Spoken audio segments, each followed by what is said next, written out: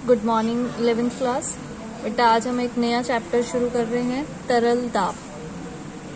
तो तरल दाब से पहले आपको ये पता होना चाहिए कि तरल क्या होते हैं, तरल पदार्थ क्या होते हैं। तरल का मतलब उन पदार्थों से है जो बह सकते हैं। यहाँ तरल को देखिए लिक्विड नहीं कहा गया है, तरल को कहा गया है फ्लूइड। मतलब ऐसे पदार्थ जो बह सकते हैं उनको कहा जाता है तरल।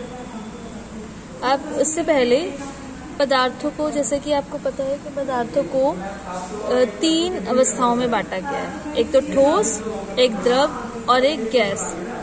ठोस के जो अणु होते हैं वो बहुत पास पास होते हैं, तो जब पास पास होते हैं तो उनके बीच में जो बल होता है, अंतरा आणविक बल, वो बहुत स्ट्रांग होता है क्योंकि अणु पास पास होते हैं। तो इसलिए उनकी अवस्था और आयतन में कोई चेंज नहीं होता।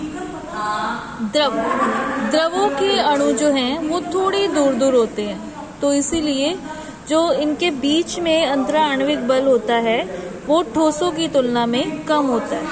तो इसीलिए द्रवों में हम द्रवों का आकार तो चेंज कर सकते हैं, जिस बर्तन में हम द्रव को डालते हैं उसी बर्तन की आकृति द्रव ले लेता है, पर हम उसका आयतन चेंज नहीं कर पाते।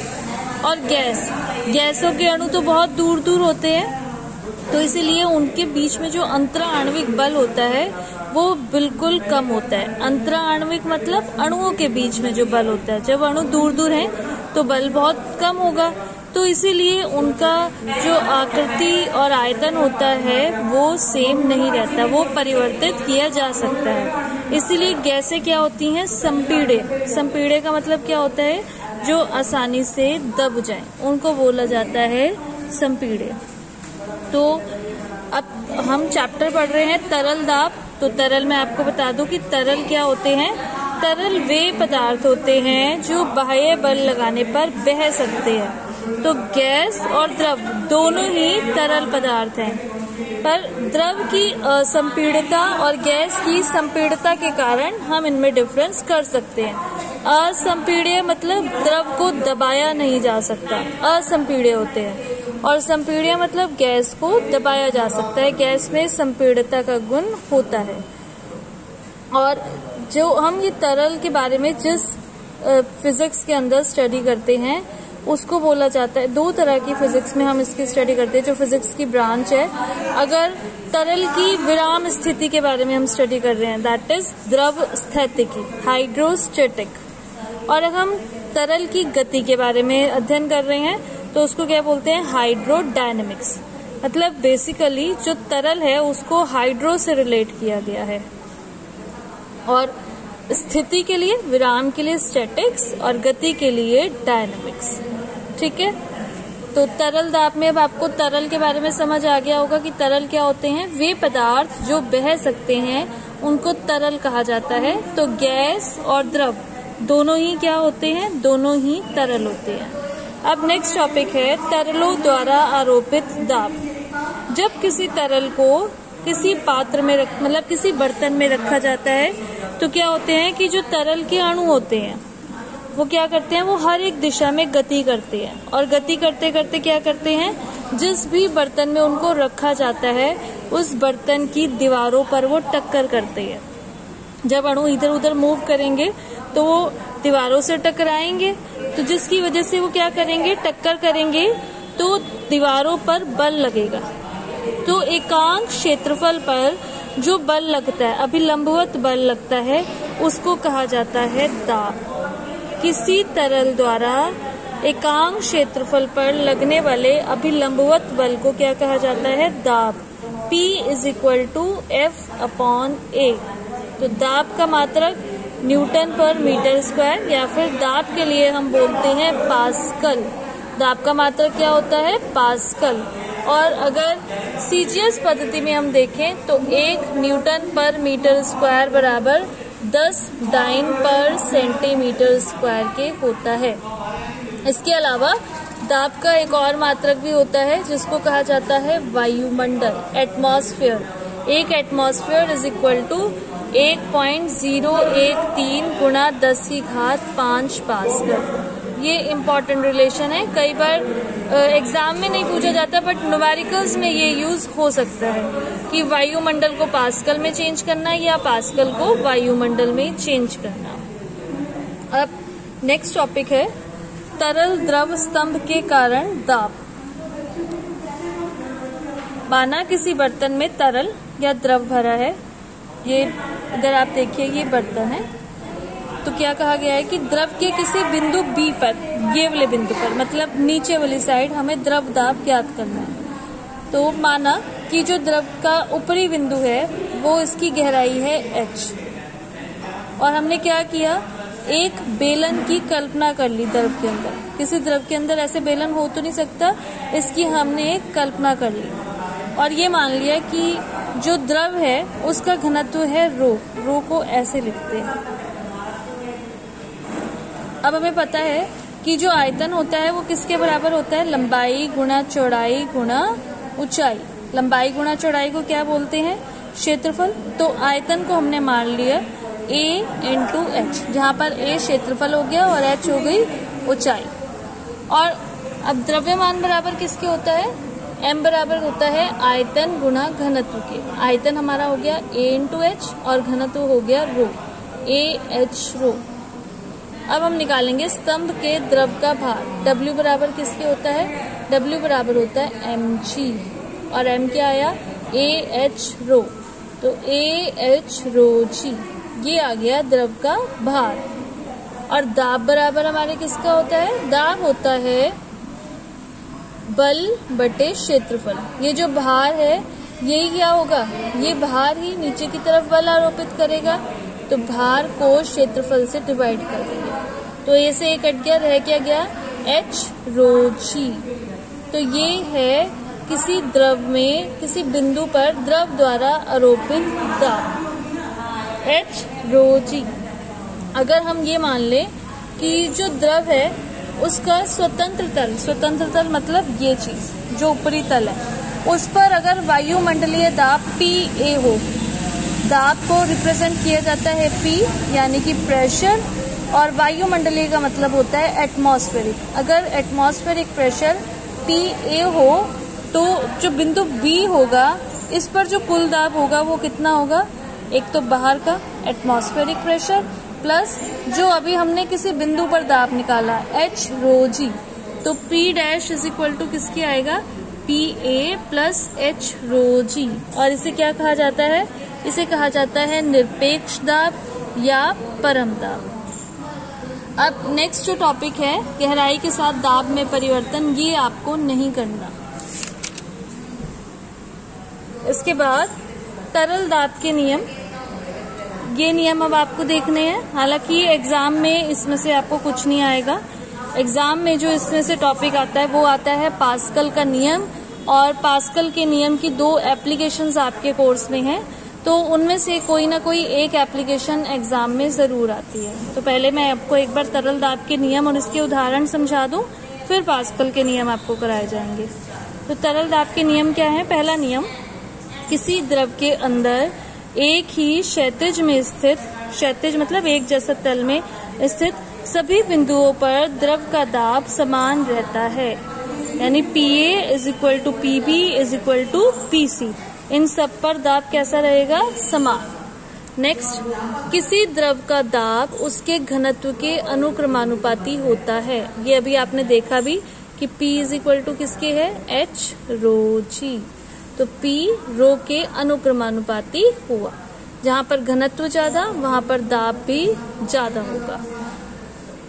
द्रव में डूबे पिंड की दीवारों पर द्रव द्वारा आरोपित दाब पिंड के प्रत्येक बिंदु के लंबवत कार्य करता है।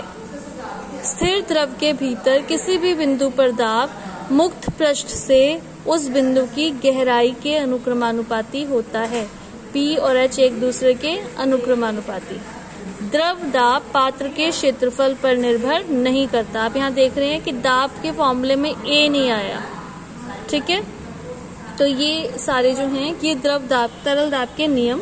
अब तरल दाब के उदाहरण, कई बार 1 नंबर में ही क्वेश्चन आ जाता है, इन दोनों में से कोई एक क्वेश्चन आ जाता है।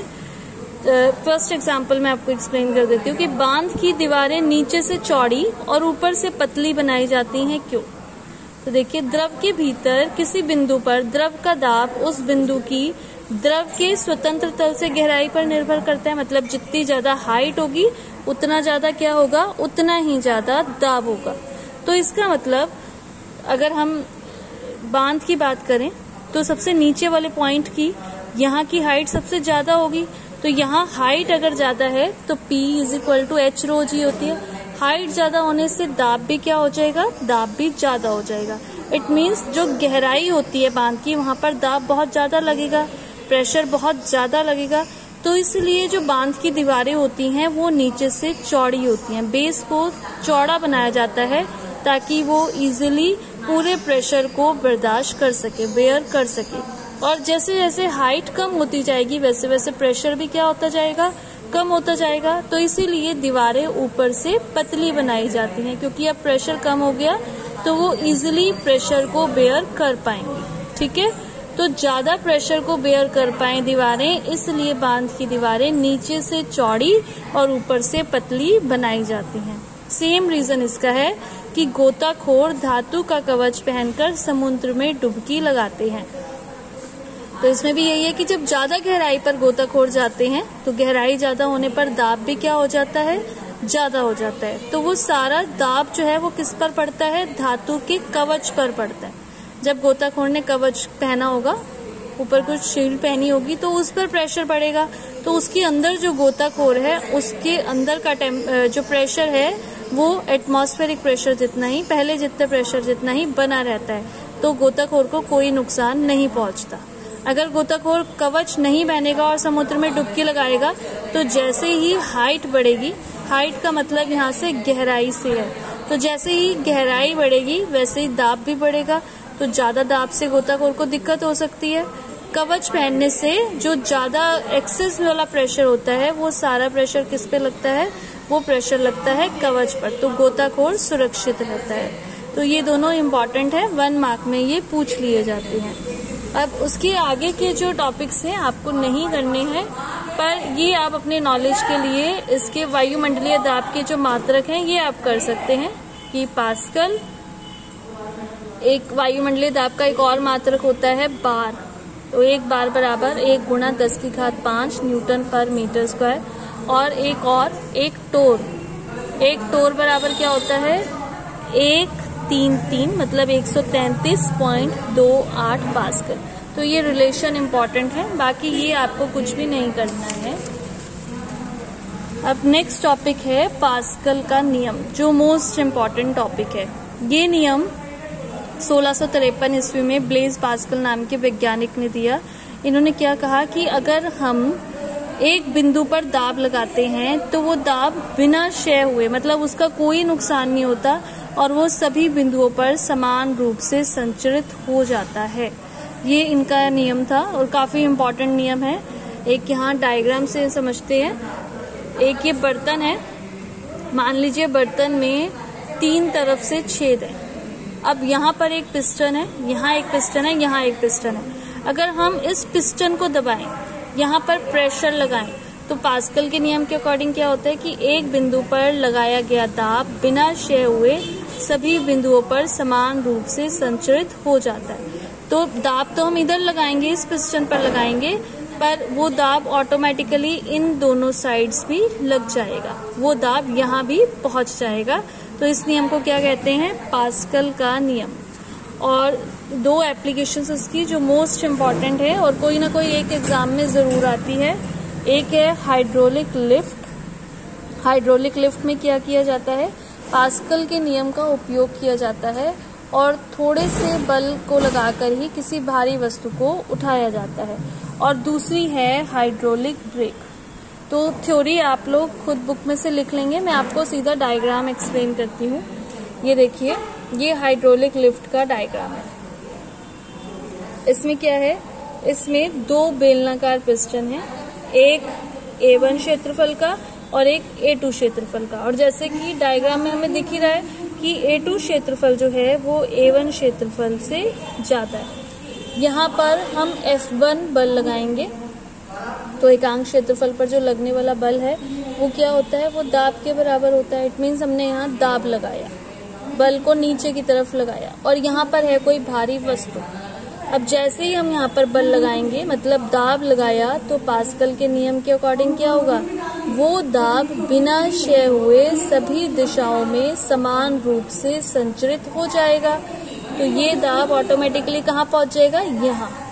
तो ये जब हम इसको नीचे दबाएंगे, इस F1 वाले बल को नीचे दबाएंगे, तो इधर दाब लगेगा, ये F2 वाला बल जो है ये ऊपर की तरफ जाएगा, मतलब ये वस्तु ऊपर की तरफ उठ जाएगी। तो इस भारी वस्तु को उठाने के लिए हमें यहाँ नहीं कुछ करना पड़ा, हम यहाँ हल्का बल लगाएंगे और पास्कल के नियम से वो दाब हर दिशाओं में समान रूप से संचरित हो जाएगा। तो ये भारी वस्तु जो है ये ऊपर उठ जाएगी। इसको बोलते हैं हाइड्रोलिक लिफ्ट। नेक्स्ट एग्जाम्पल, जो नेक्स्ट एप्लीकेशन है वो भी मोस्ट इम्पॉर्टेंट एप्लीकेशन है, ये है हाइड्रोलिक ब्रेक। ये ब्रेक पैडल, ये पैर दिखाया गया है, जैसे गाड़ी वगैरह में होता है पैरों से ब्रेक लगाई जाती है ना, तो ये ब्रेक पैडल जहाँ से दबाया जाता है, इससे एक नली जुड़ी हुई है। यहाँ पर सिर्फ एक पहिया दिखाया गया है, बट जैसे गाड़ी में 4 पहिए होते हैं तो एक ही नली से बाकी पहिए जुड़े रहते हैं। इससे है ये रिलेटेड एक मास्टर बेलन, इसमें ब्रेक ऑयल भरा रहता है। फिर मास्टर बेलन के साथ ये नली यहाँ जा रही है, यहाँ पर 2 पिस्टन लगे हैं, P1 और P2।